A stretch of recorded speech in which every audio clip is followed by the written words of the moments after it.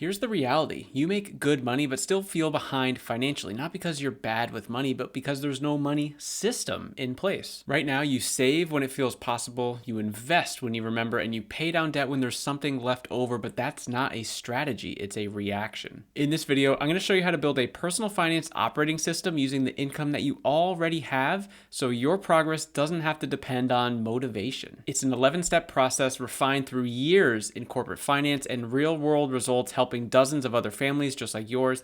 The order matters. If you skip a step, it's gonna break. So follow them, let the results compound just like we want our money to. Let's get into it. So the first step I actually call step 0, and it's the thing that we need to do before we start taking any real action. Think of it like this. When we go to the doctor, they don't just slap a cast on our left arm and get us out and on our way, right? No, they ask us a ton of questions and maybe they do some vital checks, and we normalize this as a society, right? Going to the doctor, they're going to be doing those things. So why aren't we normalizing this sort of a step in a process with our personal finances? So I call this step the pulse check, and it's 6 questions for you to answer. Make sure you write these down.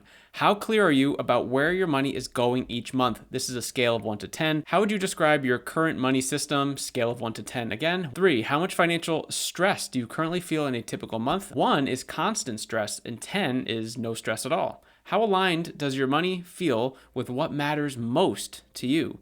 Scale of 1 to 10, 1, it's not aligned or I'm not sure. 10, it's extremely aligned. How confident are you that you'll hit your biggest financial goal in the next 12 months? Finally, if you could make one meaningful improvement to your finances in the next 30 days, what would you want it to be? That's it. It shouldn't really take you more than 5 minutes to fill this out or think this through. So let's just jump right to the next step. The next thing that we want to do is what's called the 3-month look back. And here's the resource I give to my members inside of the personal finance community. The concept is simple. So before we move forward, we need to look back and get a small sample size of data so we have enough information to start. So you might be asking, why 3 months? Why not 1 month? Why not 12 months? 3 months is really the sweet spot that I've found doing it myself and helping other people. 1 month is not enough time, right? There's so many variables that could happen in our life where you could have all these unexpected expenses, or you could have a really high income month, right? There's all these things. 12 months, while more data would be super helpful, people just don't do 12 months. It's a lot of effort. So 3 kind of feels like a perfect spot. It's sort of like Goldilocks and the 3 bears, right? It's like this porridge is too hot, this porridge is too cold, this porridge is just right. So that's why 3 months I landed on that. If you want to do 12, then you go and do 12, you get that data. So what we want to do here is we want to look at the financial institutions where we spend money. So like banks or credit card statements, and we export the spreadsheet for those 3 months that we're doing. If you use a majority of cash here, this step is going to be a little more difficult because it's really hard to think through and track your cash if you haven't really been tracking it already. But that's why personal finances are so great. Imagine other areas in your life where you're trying to make a transformation, like fitness, for example. Unless you're tracking it, you don't have anything timestamped. Like, how much did you weigh 64 days ago?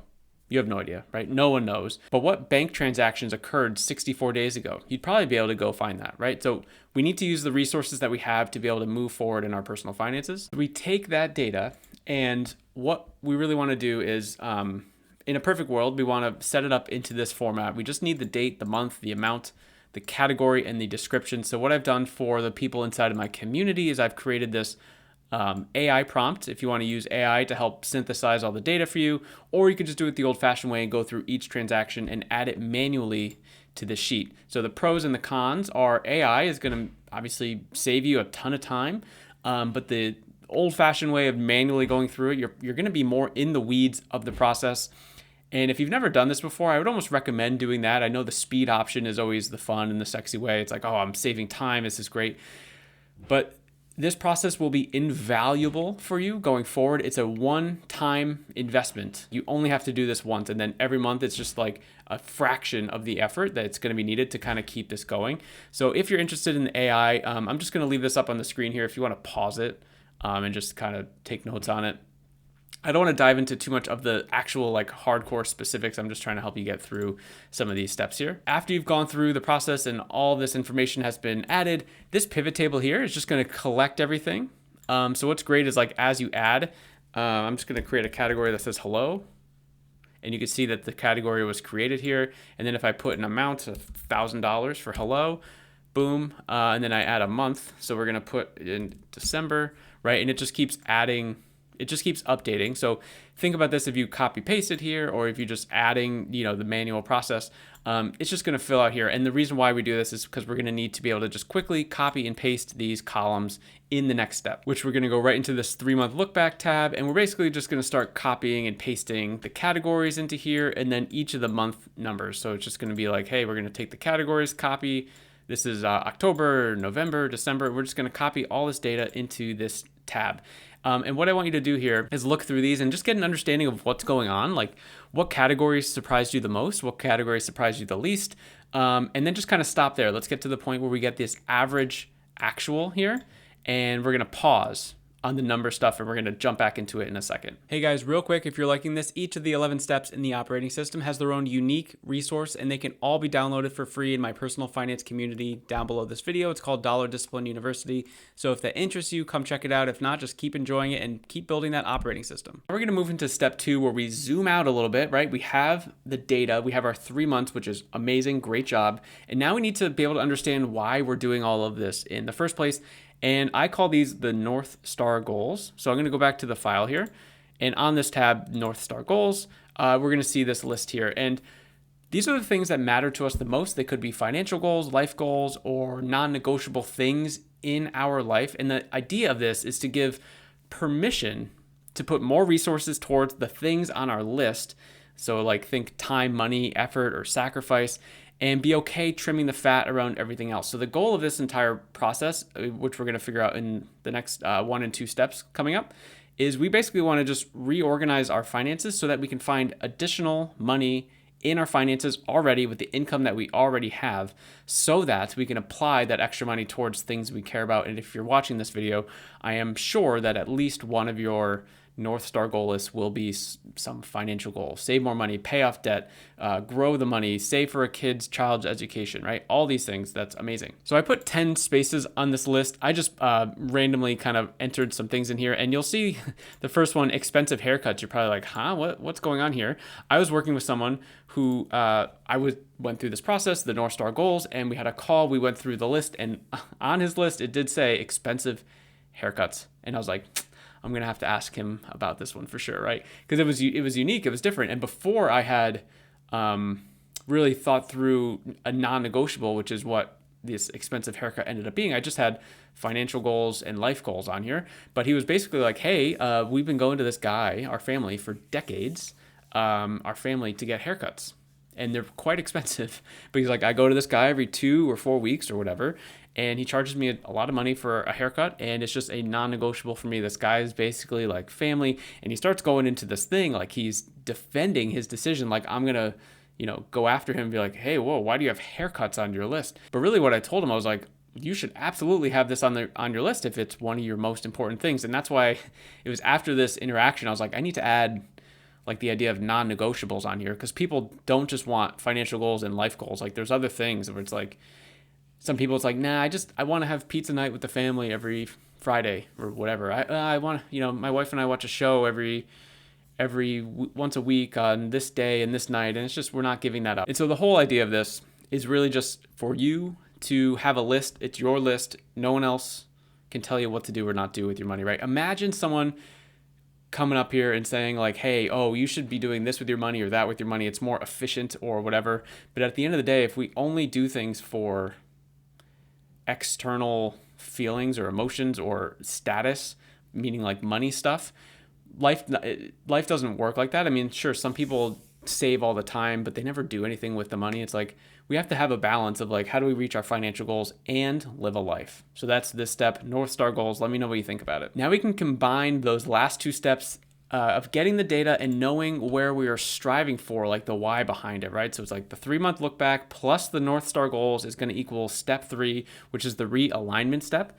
And with this step, I just want you to think about 3 words, okay? I want you to think about more, less, same.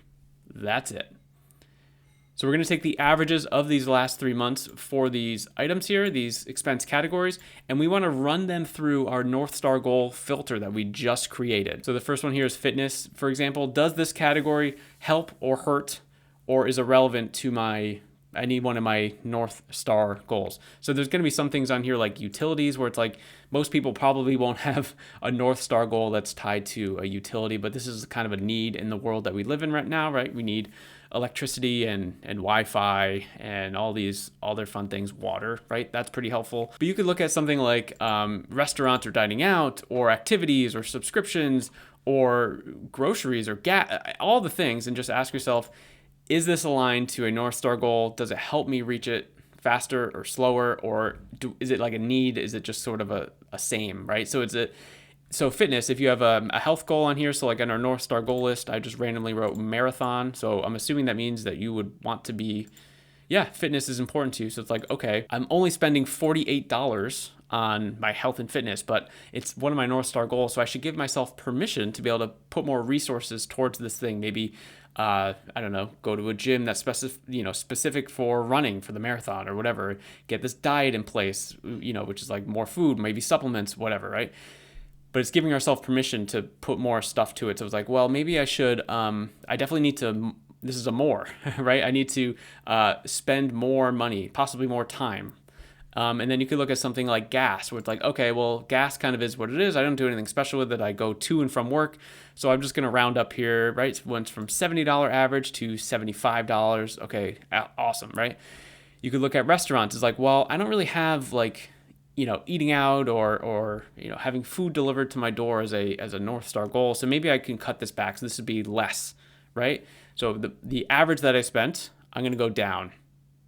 Right? And we go through this entire process. You're going to have more categories than what's on this page. I just wanted to show you how this works. And the end goal of all of this, in this column here, it's going to show us monthly savings. So the end goal is we want to find as much money as possible every single month while still doing the things that we want to do. So in this quick, small example, $92 extra was found. I'm actually happy to say that most of the people that go through this in the personal finance community find anywhere from $200 to $1,000 someone found. Okay, so in that range is a reasonable expectation. And again, it's just sitting there in our finances. It's being very inefficient. I talked about that earlier, how people contradict the word inefficiency, but like it's more about inefficiency to the life that you want and the goals that you have and all this other stuff. The money's in there. We just have to find it. We need to know how to unlock it. And once we have those new amounts, what we have to do here is take those new budgeting totals that we've created here and move them over to our new monthly money overview, which is right here. And yes, I don't want to ruin the surprise, but it's a budget, right? I don't want to say the B word, but it's a budget, okay? Now, I don't want to spend the time to go through like the very specific nuts and bolts of this file. All of that can be found in the community, but what I really wanted to do is just give you a high-level approach of how to think through putting a budget together for yourself. So the concept of this one specifically is very simple. We need to use the income or the expected income each month that we get as our budget, okay? So if your expected income is $10,000, our total budget should be $10,000, right? Makes a ton of sense. We shouldn't be budgeting or spending more than we're making. That is just like personal finance 101, right? And that concept is called zero-based budgeting, which basically means every dollar that comes in or we expect to come in should have a home already established in our finances, with our budget, in our wallets, etc. To use an example here, this is kind of like going to a Taylor Swift concert, okay? So you go to see Tay-Tay, you've got a ticket. The ticket will give you certain access to a certain seat inside the arena. And you have, for the next couple hours, right, that you're renting out that seat for the next couple hours. The event staff can help you go to the seat because they know where it is. It's like a very specific thing. You're in the nosebleeds, 147J, seat 2, and everyone knows where to find that seat, right? So this is how I want this process to feel for you. Every dollar that comes in needs to feel like it has a home and a responsibility, and we should know ahead of time where it's all going, because we've already mapped out, here's kind of where I need to spend all my money, but here's also where I want to be able to spend all my money, and we have to merge those two.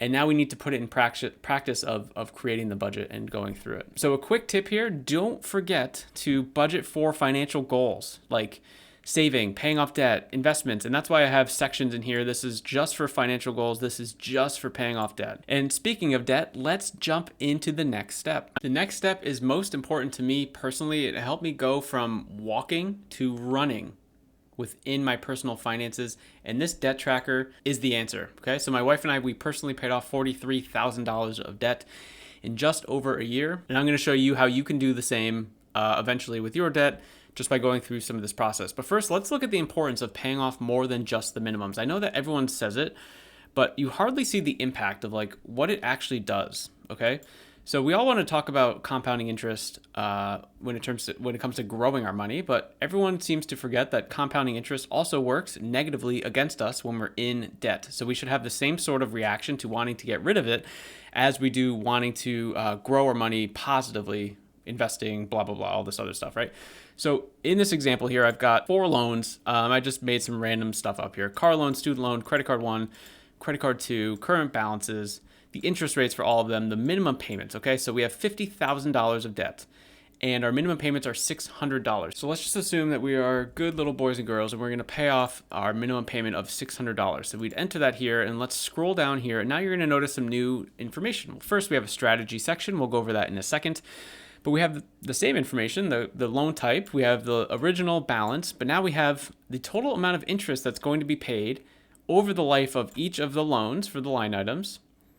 We have the months that it's going to take to pay off each of those loans based on the information we've provided, and then the date, the year and month associated with that, right? The 2 strategies are this. So there's the avalanche method, which the calculator is going to order the debts in order of highest interest rate to lowest interest rate. So the benefit here is you're going to save more money because interest is the killer when it comes to debt. And then there's also the snowball method, which the calculator will order the debts from smallest balance to largest balance. And the benefit here is you're likely going to get a faster win paying off that first debt because you're paying off the smallest loan. So I'm going to go back to the avalanche method here. So as you can see, $50,000 of debt. We actually have, and this is the big misconception here because people walk around, if this is your debt, for example, you're probably walking around thinking like, oh, okay, I've got $50,000 of debt. It's a lot, but like it's 50,000. Okay. But we're not considering the interest that's, going to be paid out over the life of these loans here. So really you don't have 50, you have 50 plus 58, which is $108,000 of debt. That sounds heavy, right? And now I'm recording this in 2026. So in 15 years, you're going to be able to pay that off with just the minimum. That sounds like a lot too, right? Imagine going from 15 years is like being born to like what is that, like a sophomore in high school or something? Like that's a long time, okay? And if you're really serious about paying off your debt, for me, that's just not, that's not gonna work. That's not gonna fly. We need to do a little better. So let's just say you went through the first few steps here, and in your realignment step of the 3-month look back and the North Star goals, you are able to find an extra $500 and a month, and you want to apply that towards your debt. So let's go to the monthly payment and let's just say, hey, we're going to make $1,100 payments now. And I'm going to hit enter. What I want you to do is look down here at the interest paid and the debt-free date. So the interest paid is $58,000. The debt-free date is February 2041. I will hit enter and we're going to see the impact. Wow. Okay. So we went down, what is that? $44,000 of interest, and we just saved 11 years. So now we're going to be paying off our debt in 4 years and only $14,000 of interest, all because we were able to go through this process of finding extra money in our finances. Now, of course, this is the money that we found in the last step is a projection, right? It's not reality until it actually happens. But I just wanted to show you that this is the impact of going through this process month over month and just being consistent with it has. Like, what would you do with an extra $44,000? And how would you spend 11 years being stress-free of not in debt? Like, that's significant. Significant. And I know that you can do it because I did it. And this is how I did it.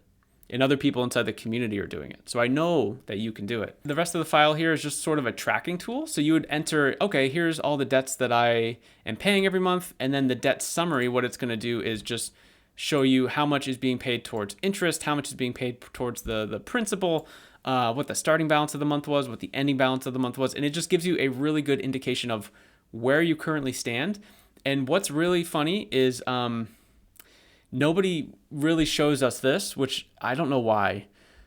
But when you make a payment towards your debt, the money goes almost exclusively to the interest, especially in the beginning. And it's really frustrating to see how little goes to the principal. So the reason why I added this in here as a little extra sort of tab for you guys is because I want you to get pissed off about how little you're putting towards your principal, and hopefully get you to pay off the debt a little sooner and start applying that money towards a better, more efficient financial goal, right? Because us paying money towards other people is way worse than us paying money towards our future selves, right? Let me know if you agree with that down in the comments. But for now, we gotta jump to step 6. We're cruising. Hey guys, real quick. First of all, you should be really proud of yourself for making it this far in the operating system. There's only a couple left, so let's keep going, keep building.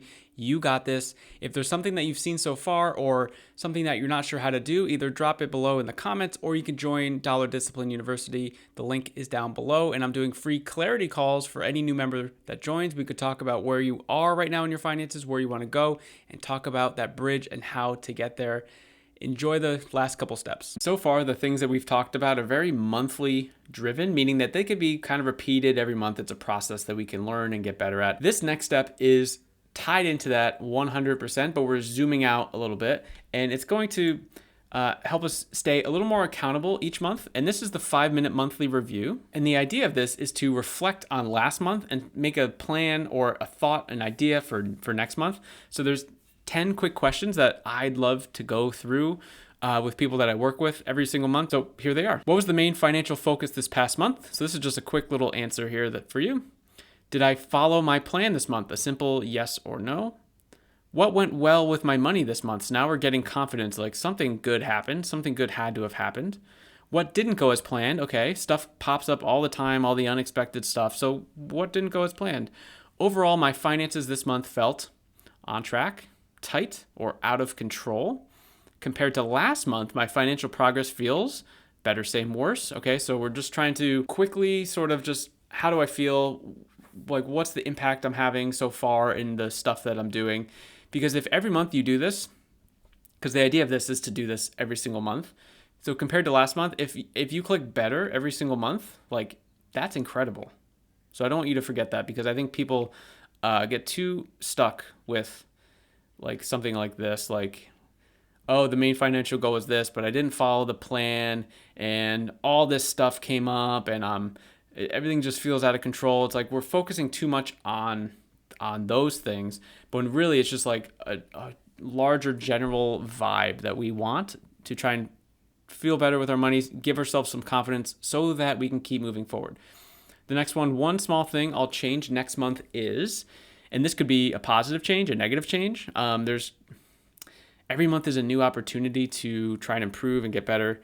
So that's why this is here. It's like, what one small thing? Not, hey, I want to be a millionaire next month. It's like, well, no, maybe I could just like save a couple extra $100 next month, and it's going to help me do X, Y, Z, and I'm going to be able to do it because of, I'm realigning my money again. Okay. One behavior I want to repeat next month. So maybe you're like, wow, I'm doing a lot well. I'd love to be able to repeat this. That's great. One financial win I'm proud of. So again, we got to keep ourselves confident and like, hey, you got this, right? And then confidence going into the next month is, and 1 to 10, right? So no confidence to all the confidence. And the reason why this is all just so valuable is because these little quick monthly recaps are the thing that kind of helped my wife and I just really explode with our personal finances. It started with the debt. We met every month for like 5 minutes on the couch, and we just created a really rinky-dinky version of the previous step that I showed you with the debt calculator. And it was really just like, hey, here's the month, how much total debt do we have in each of the things? And we just talked through it and just like plan through it. So I really wanted to bring that element into this process, but we have bigger fish to fry, and that's in the next step. This next step is going to be tracking our overall financial progress that we've made so far. And this is going to be our net worth tracker.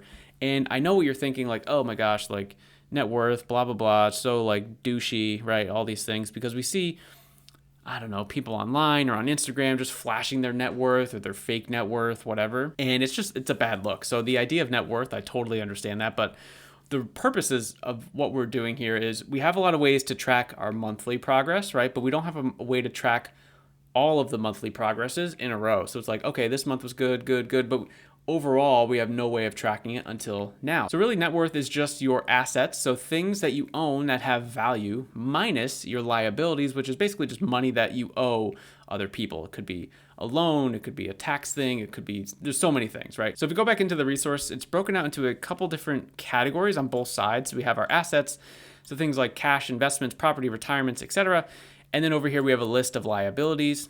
And the idea here is like, just to show you, if we have $10,000 in this, and we have a liability of $8,000, we go down here and our net worth is $2,000, right? Because it's taking assets minus liabilities equals net worth. Okay, pretty cool, pretty simple. If this is your first time doing anything with your net worth or anything like that, just know that the first number that you see, it does not equal your self-worth. Okay, so just because you don't like the number that you see or whatever, it doesn't mean that you suck. It just means that you haven't really tracked this yet or really known maybe how to improve it successfully, repeatably, month over month. So don't beat yourself up. And really the first number isn't that valuable anyway, just to be quite honest with you. This process works when we have many, many, many months in a row and we can start seeing trends. It's like, okay, number going up, good, right? Number going down, bad. So we have to figure out how to do that. So if we're heavy on the liabilities, like, well, maybe we should really focus on the liabilities, kind of get those down a little bit. That's probably one of the easier ways to just kind of do that. There's not really a correct formula. It just kind of depends on you and what's going on in your life, but this just gives a great holistic view of how to do that. And all of these tabs here are linked to a general summary tab, which I'm going to show you in a second, but I just wanted to fill out 4 months. If you go to this net worth dashboard, you could see how it's starting to increase here. So we have our first month. Okay, in January, net worth is 10,000. In February, it's 12,000. March, 14,000. April, 16, right? So it's showing you the increase. Now, if we went to May and something happened here and you just got something crazy, right? It's going to show a massive bump up. So this is immediate and it's really cool. So it's just going to show you your net worth and it's going to show you assets and compared to your liabilities, right? So this could be a great way to just sort of see all of this through. Next step, honestly, might be the most important, and it's the step that I see most people get wrong all the time, like literally all the time. This is the what account to use when resource. It's broken out into 2 time frames, so you can see here short-term and long-term, and it's also broken out into 2 purposes, so stability and build. And the purpose of this resource is to understand the goal that we want to have with our money and then the accounts that can help us get there. So you'll notice what this resource is not telling us to do is, hey, oh, you should definitely put money into a, I don't know, Roth IRA, or hey, you should definitely invest into X, Y, and Z to help you grow your net worth, or hey, you should definitely consolidate your debt to, it's not telling you any of that. The goal of this is just to really align the problem that we have, that we think we have with our money, and then the accounts that are there to help support us in solving that problem. So many people get this wrong, and everyone loves jumping to one of the build accounts. It's like, oh, well, I have no idea what's going on in my finances, but let me just try to grow my money. And it's like, well, maybe that would work, but we need a better foundation, right? How's your short-term stability? It's like, you shouldn't be investing if you're, I don't know, overdrafting every single time, or like, hey, you have all this credit card debt and it's 25% interest rate. Like maybe we should focus on that first and have like a stable thing, or, oh, we don't have a way to like fund $1,000 emergency, or we don't have an emergency, like we don't have any like savings or anything. Like, so we have to just kind of think through this. And it just gives like some quick snippets. Like most people know what these accounts are, but I think thinking about it in this framework will really help kind of get you through any of the problems that you have. Because yeah, I've seen a lot of people, they have great intentions, right? They want to build their money. They want to grow their money. Everyone online is saying, hey, invest, compounding interest, right? All this stuff. So they do it at the beginning of the month, and then the end of the month comes. I have to take it because I need this bill. I need this thing paid. I have this emergency that popped up. So I think just understanding the quadrant that you're in right now, it's going to be really helpful. And by the way, this does not mean that one quadrant is better than the other. This is not a contest or anything like that. It's okay to not know which one you're in right now, but that's what this resource is going to do. There's no judgment, but hopefully you guys like this resources. But we got to jump to the next step here, because this is going to be the easiest way to offload all of the thoughts that you have with your money stuff. I really just think this step is going to make your life a lot easier from a personal finance perspective. Do you think it'd be easier to remember all the financial goals that you put your money to every single month? Like, oh, I got to pay this, I got to do this, I got to set this up, right? Or if you just automated the process? Seems like automating would be a lot easier, right? So first we have to understand what we want to automate, like which financial goal do we want to save? Do we want to invest? Do we want to pay off debt? And then we could ask ourselves, like, where was this money going to be coming from? What account is there to assist us, right? So we kind of just went through that in the what account to use resource in the last step. How frequent are we going to be doing this? How many dollars are we going to be putting towards this? So for example, let's say that you wanted to build your emergency fund. So here in this first step here, you'd go to this drop down and be like, yeah, I want to do an emergency fund. Great. Where would the money come from? Let's just say it would come from your checking account. Okay, awesome. What account will this money go into? Well, I'd prefer to put it into a high yield savings account because it's higher interest than my regular savings account. Okay, great. How frequently will this occur? Let's do it bi-weekly. Every time I get paid, I'm going to be putting $250. How much are you going to commit to doing this? And then I just have this last little step for you guys down here where it's like, is the account fully automated? Like basically, did you do it? So it's like, you could be researching or doing some stuff. So you're like, oh, okay, I'm working on it, Chris, chill out. Or you could say, hey, it's totally set up. I'm just waiting for the first confirmation of the money to go through. And then finally, when it happens, like, yes, my first contribution just happened. We could check that off. And then if you have another goal that you want to automate, you just move to the next one and you just do the process all over again. It's way harder to have to remember all of the things, all of the goals and the bills and all this other stuff. So it's like the more that we can automate and just have it pull out, that's great. And also putting these in our budget as like an item that we are budgeting. So let's say you have a financial goal of the emergency fund. What you'd want to do is, the concept of like paying yourself first. So you budget for the $250 every 2 weeks. So we'll call it $500 a month. And you send those out. Basically, as soon as your checks come in, boom, they go out. That way, the rest of your money, you have to just kind of figure out where it should go. Because what I see too often is you have these thoughts and goals of like, hey, yeah, I'm going to put money towards the emergency fund, $250 every 2 weeks. It's not going to be a problem. But then other stuff gets in the way and it either gets forgotten or you run out of money by the end of the month. It's like, I don't have the $500 anymore. Like, okay, next month, I'm definitely going to start it, right? And you go through this entire process. So automating it and telling a system, hey, pull it out on these days, that's going to help you much, much better. Guys, we're really close to the end here. Let's get to the last and final step. You should be really proud that you made it this far. So many people will fall off at some point, probably within the first couple steps because it's, quote, hard, but not you. You're pushing and you want to make this happen. So kudos to you. That's why you'd be a great addition to the personal finance community, Dollar Discipline University.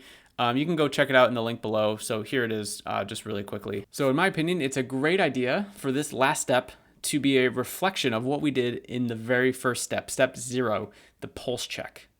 Okay, so we want to see, after going through all of that, let's ask ourselves the same questions. So don't peek, don't look at your first pulse check. Let's go through all the same questions and we're going to ask ourselves it again. Let me just make this slightly bigger for all of us here. So the same questions. How clear are you now about where your money's going? How would you describe your current money system, right? So hopefully after going through this, you feel a little better about your money system. How much financial stress do you now feel? I would like to think that you have less financial stress. How aligned does your money feel with what matters most to you? So at this point, I'm hoping that your money and your goals are synergistic. Is that a word? I don't know. I think I might have just made up a word. How confident are you now that you're going to hit your biggest financial goals in the next 12 months? So are you more confident than when you were when you started? What's the biggest change you felt, finances or mindset, after going through the personal finance operating system? Has there been a huge dollar win? Has there been a huge mindset win? Okay.